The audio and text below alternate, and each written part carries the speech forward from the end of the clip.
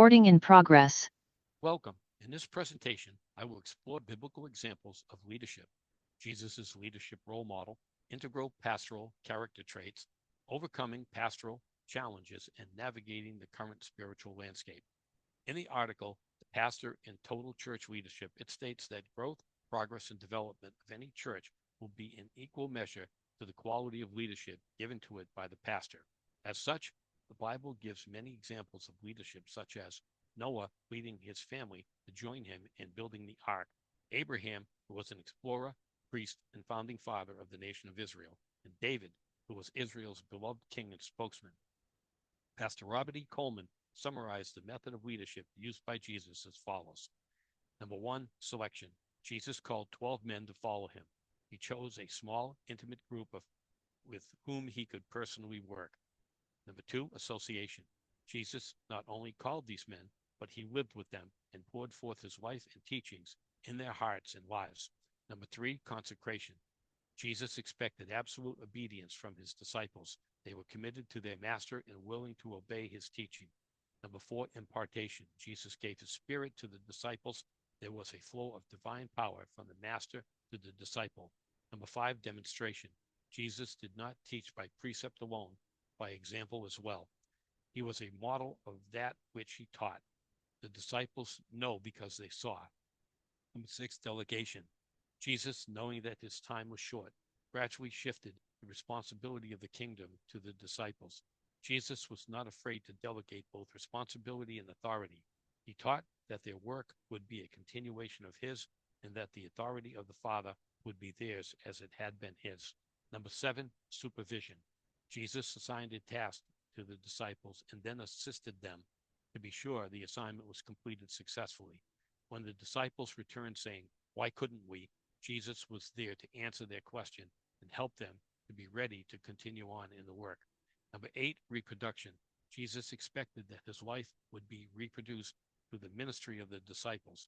In this way, Jesus has maintained a continual ministry through the ages.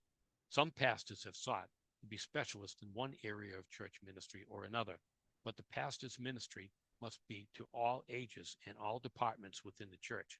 The typical pastor is more in the tradition of the general practitioner. The godly characteristics of a pastor are neither defined just as one who keeps the Ten Commandments. Frankly, these basic moral absolutes are assumed.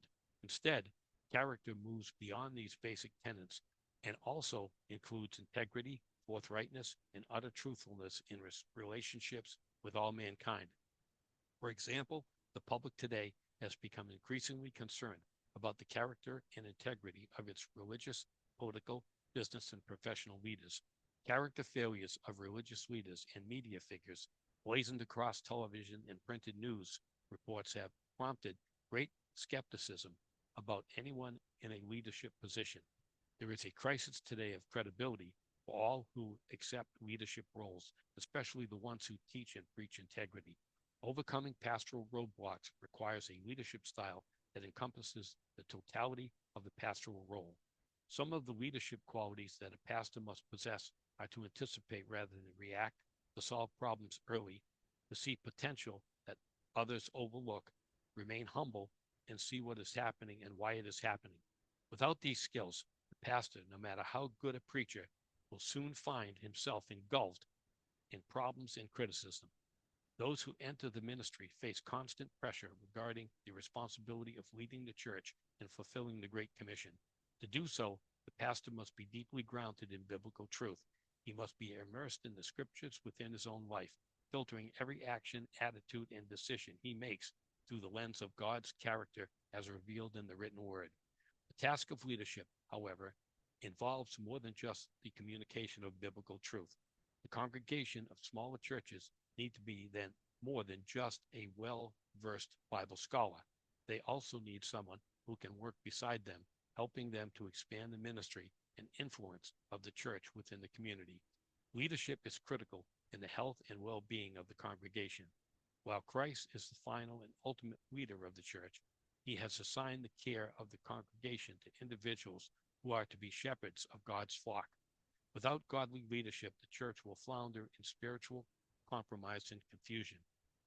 The spiritual landscape of our culture is making incredible changes as God moves the church forward to the culmination of his prophetic history. While the message of the church does not and cannot change, the process by which it communicates that message must constantly be changing.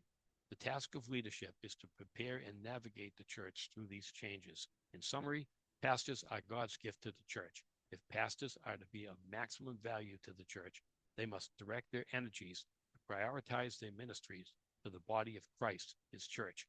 While the pastor shepherds are servants, they do not need to be all wise and able to answer our questions. Shepherds appointed of God will instead focus their energy upon the character and leadership in conjunction with loving, caring for, and feeding the flock to fulfill the Great Commission.